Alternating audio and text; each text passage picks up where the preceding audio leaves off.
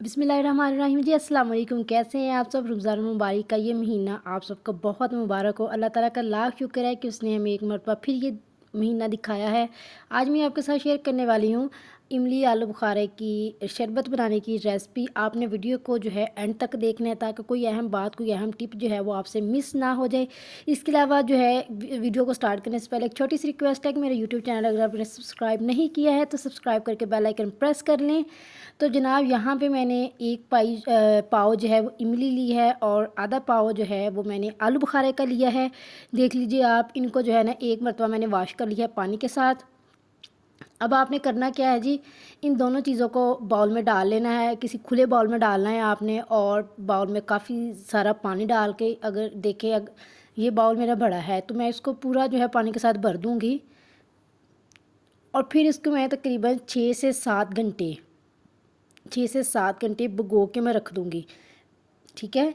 और बेहतर यही है कि अगर आपने जो है इमली आलू बुखारे का शरबत बनाना है, उसकी जो है आपने पल्प तैयार करना है, तो आपको क्या करना चाहिए, आपको रात भर इसको अगर आप भिगो के रखते हैं तो ये सबसे बेस्ट है कि रात भर जब आप इसको भिगोएंगे तो बहुत ये नरम हो जाएगा और बड़ी अच्छी पल्प बनेगी। यहाँ पे देखिए जी, मैंने पानी डाल दिया है और हाथों के साथ इसको जो है वो मैं गुठलियाँ इसकी लैदा कर रही हूँ।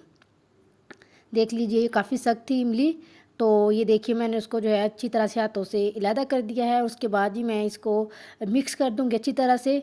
और ये देख लीजिए, उसके बाद इसको ढाँप के रख देना है 6 से 7 घंटे के लिए।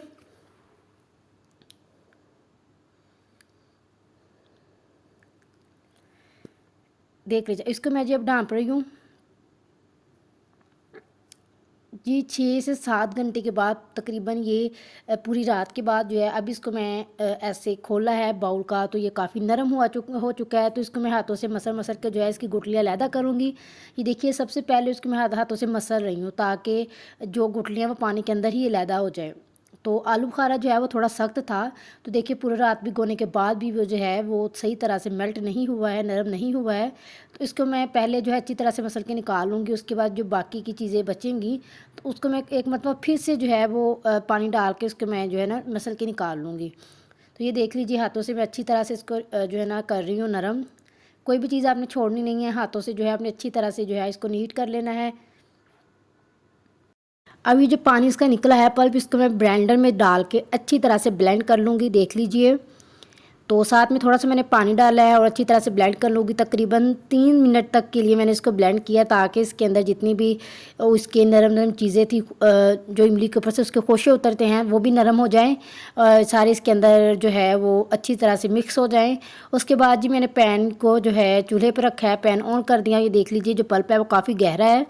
तो ये देखिए गाढ़ा है, तो उसके अंदर मैं थोड़ा सा पानी भी ऐड करूँगी। ये देख लीजिए, आपको जो है इसकी कंसिस्टेंसी पता चल रही होगी कि जो है वो कितनी गाढ़ी है।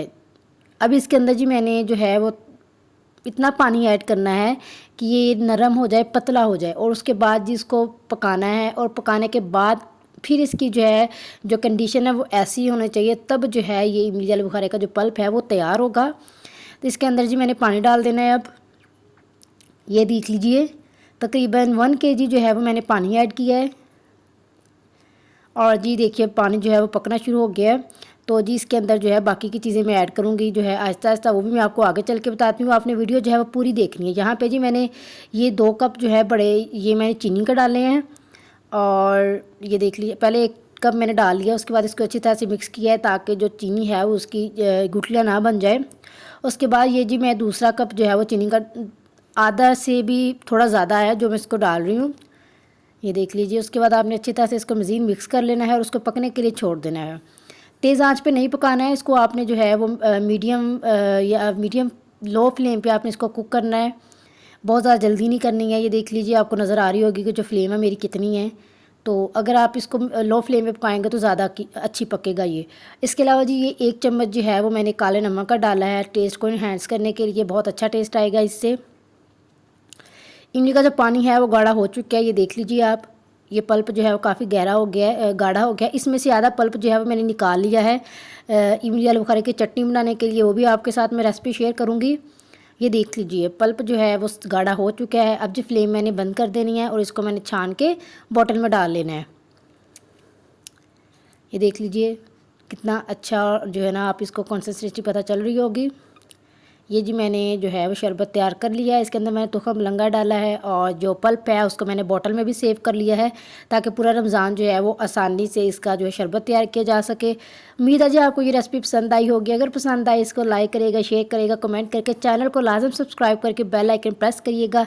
मुझे दीजिए इजाज़त, मिलेंगे एक नई वीडियो के साथ। अपना बहुत सारा रखिएगा ख्याल अपनी दुआओं में, और जो है दूसरे लोगों को भी याद रखिएगा। अल्लाह हाफिज़।